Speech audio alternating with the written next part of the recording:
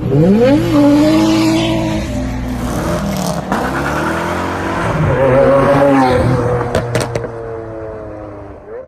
morning guys, welcome back to the channel. So this week has been a pretty big week for both Dave and I at the Driver's Lounge, because not only did Dave get a new daily driver, but I did as well.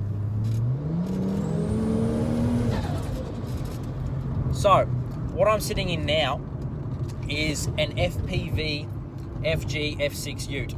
So basically FPV is a subsidiary of Ford, the same way that HSV is to Holden, and it stands for Ford Performance Vehicles. Now what FPV and HSV both do, and for those of you who don't know, HSV stands for Holden Special Vehicles, is they take the best offerings from both Ford and Holden, they trick them up a little bit with brake upgrades, power upgrades and styling upgrades, and then they also number them. So they're a little bit more special than your average Ford or Holden. But the reason I've bought this car is I need a vehicle that can, offer me, enough comfort day to day, but also get my bikes to the track. So as you may know, I had a pretty big accident at the start of this year where I busted my skull, a bunch of vertebrae in my neck and back, and as it turns out I also broke my ankle as well, and I've been sort of wondering why my leg's been so sore for the last couple of months.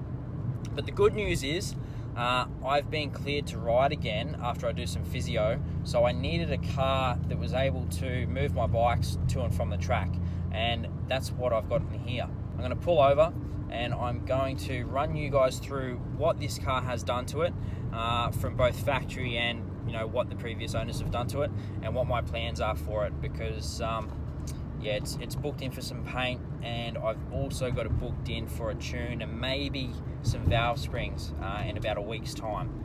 So yeah, I'll pull over now and give you a look. Alright guys, so for those of you that are watching from overseas and don't know what an F6 Ute is, this is pretty much it. Pardon me. So from factory they come out with a motor known as the Barra. You guys may have heard of it.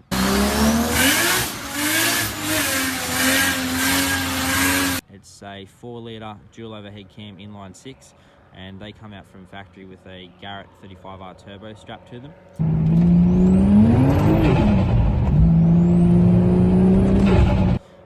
This particular car has 1000cc injectors, an intake, larger intercooler, as you can sort of see down there, an exhaust, and it's also been tuned in the past, but the tune on it at the moment is a little bit lacking.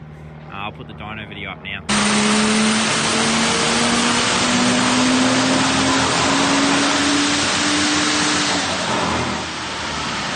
So guys, as you can see in that video, the car was spinning on the dyno, but even still, it didn't make anywhere near as much power as it should have with the mods that it has. The tune's all over the place and it's pinging a little bit up top. So after I get this paint sorted out, it's going up to Real Dyno on the north side of Brisbane, and they're a Barra performance specialist, and we're hoping that even with the stock turbo and the light mods that it has, that once they've waved their magic wand over it, it should be making somewhere between 450 and 500 horse at the wheels. So that's enough for like a daily. It is a big car, so it's not going to be the fastest thing in the world, but to take the bikes to and from the track and to just cruise around in, it's going to be pretty good. Now this particular car has a ZF 6-speed automatic transmission, and I've got to say, like, generally I don't really like autos that much, but because it is a daily, it's probably a little bit more comfortable. But realistically, after driving this thing, I actually love it. The box is so much better than a standard 4-speed box that you'd find in Falcons of yesteryear. It's almost telepathic in the way that it shifts. So like it knows what you want to do, and it selects the correct gear for the job. So whether you're just cruising around in traffic or putting your boot into it, the car just gets up and goes, and it's actually really, really efficient. The F6s come out with a brake upgrade. So they've got a large Brembo caliper and a much larger rotor. I'm not sure exactly what the diameter of the rotor is. I'd have to look it up, but generally Falcons have like a really small, shitty, bloody caliper on them, and they just don't brake that well. And they're prone to shuddering If you've ever driven a Falcon that's more than 5 minutes old, the front brakes are awful, and these things are just a night and day difference. So yeah, Ford didn't do too badly with the F6. It's actually a pretty decent, well-rounded package for someone that wants something that goes a little bit quick but is also really practical. My mate Josh at Spectrum Auto Refinishing is going to fix this cowl up because it is cracked and it's looking horrible. From factory, the F6s have this section here and the section behind the number plate painted in a dark metallic grey. Previous owner that's had their hands on this car has colour coded it, and I think it looks like shit. So I'm getting that fixed. As well as that, there's a bit of a bloody bingle here that needs to be sorted out, and going to go to a local wrecker down here and actually get a hard lid for it, because it didn't come with one when I bought it, and every F6 unit needs a hard lid. I also need a couple of taillights as well, because when I got the car, it had a big dent in here, and this taillight was cracked. Now I've had that removed with PDR, which is paintless dent removal obviously, and it's looking a lot better, but that taillight's looking a bit sad. So anyway, let's go and see if we can get this hard lid and then get it off to Josh to see what he can do with the paint. Alright guys, I'm down here at Park Ridge Auto Wreckers on the south side of Brisbane, and I'm here to get that hard lid that I was talking about earlier. Now, I'm really keen to get my hands on this thing because, believe it or not, as common as Ford Utes are, I couldn't find a hard lid to save my life. Now, I wanted to buy ads over every Ford sales page on Facebook that I could think of. I looked over Gumtree, eBay, and all the other sites that I could really think of, and I just kept on coming up empty. Anyway, I got a lead that there were 2 down here. So what I'm going to do, I'm going to have a look at them, and I'm going to pick the best one and get it tidied up and painted to match the car. Anyway, we'll see how we go. Alright, so this is it. And I will need the tail lights too. Oh no, a little bit cracked. That one's okay. I can't see any damage on the hard lid, guys, so it looks like a good thing. I'll go inside and see how much they want for it. Probably an arm and a leg. Have a pee while you look at your financial mistakes. Sometimes that's how it goes with cars. You just piss your money away. Alright guys, I just got done at Park Ridge Auto Wreckers, and they gave me a really good deal on a hard lid and a pair of tail lights. From this angle, it almost looks like the hard lid's the same colour as the car. I can assure you it's not. That's where Josh from Spectrum is going to come in and see what he can do with the paint. I'm really loving the hard lid, guys. I think that, without it, the car looked like it was unfinished, and I think it's really sort of set it off. So let's go get this thing painted. Morning guys, so today's a new day. I didn't get a chance to drop the F6 at Spectrum yesterday because Josh had arranged a loan car for me, but it wasn't actually ready, as it turns out. Now, he sorted me out with another one, and I really appreciate that because there's not too many paint and panel shops that sort their customers out with loan cars, unless of course you're going through insurance. I've known Josh for a number of years, so he's doing me a solid. So thank you, mate. I do appreciate that. The plan for this morning is I'm going to swing through a Brisbane European car specialist, and I'm going to pick Dave up. He's there at the moment with a daily driver of his that needs some work done to it. And then we're going to head out to Spectrum and finally drop this thing off for some paint and panel.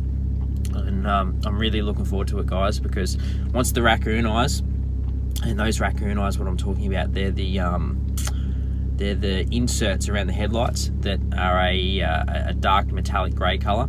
Once they're sorted out, along with the other accents on the bar, and those little bits of damage that this thing has sorted out, it's going to look $1 million, and then I can finally take it and get it tuned and see what sort of power it makes. So here we go. Even though this thing isn't making the power that it should, it's still bloody thirsty. Anyway, off to get Dave. Alright, so the beam has dropped off. Now I'm just waiting on Trent to get here, and then I think we're going on a little bit of a drive in the F6 to get some stuff sorted for it. Should be good. I'm going for a bit of a walk until Trent comes. Heading up towards the city in Brizzy here. We've got a Ferrari dealership, and I'm pretty sure I remember seeing something about an Enzo Ferrari being delivered. We'll check that out in a sec. That'd be pretty cool. I've never seen one before, I don't. So I've just got to Ferrari. Can't see an Enzo.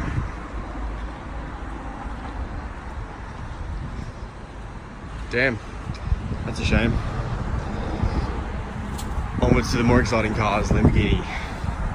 Next on Dave's tour of Brisbane via car dealerships, we have Tesla with an absolutely captivating showroom. Oh, that is sick.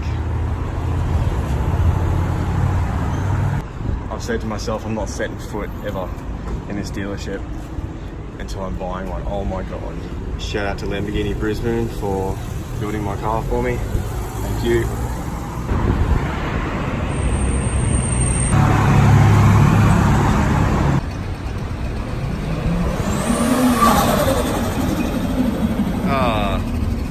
Lambo killer right here.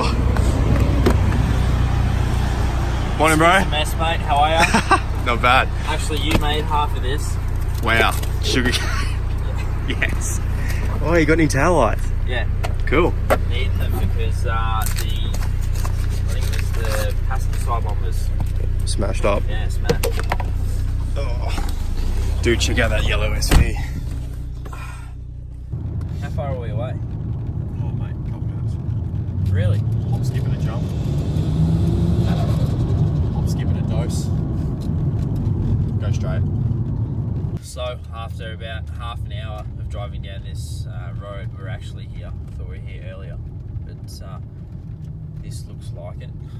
I think that's the car that I'm getting a lend of. That Falcon there. We've just dropped the F6 off at Spectrum, and I'm hoping that when I get it back, it's going to look a fair bit better. Remember when we dropped the RX-7 off to Jeff and we did a video like this and we're like, yeah, Jeff seems like a great guy. We'll probably have it back, you know, next week. And then 6 months later.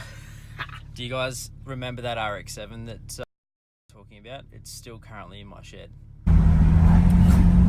So Dave's currently driving for me because I'm trying to get the window on this loan car up. It just doesn't want to go. I keep forgetting that I'm the one steering. Really? Yeah, and I'm like... I've gone around a few bends, mate. Yeah. Pay attention. That'll do. Hey guys, just a final word to wrap this video up. Dave and I obviously dropped the F6 off with Josh. Now that was yesterday. We got tied up with a little bit of work that we had to do, so we didn't finish the video off yesterday, which is what I'm doing now. Josh is prepping the car as we speak. He's found a few things that are probably a little bit worse for wear, and he suggested that I replace, so those parts have been ordered. They'll be arriving early next week, and I'm hoping to have the car back by the end of next week. And then the following week it's going in for a tune, which I'm really excited about. I'm really keen to see what sort of power it can make on the stock turbo and just how far it can be pushed, safely of course. So yeah guys, thank you for watching. Don't forget to like and subscribe, and pay attention because Dave's got some more videos of the Datsun coming over the next few days, and like I said, I'll have some more videos of the F6. Alright guys, cheers, have a good one.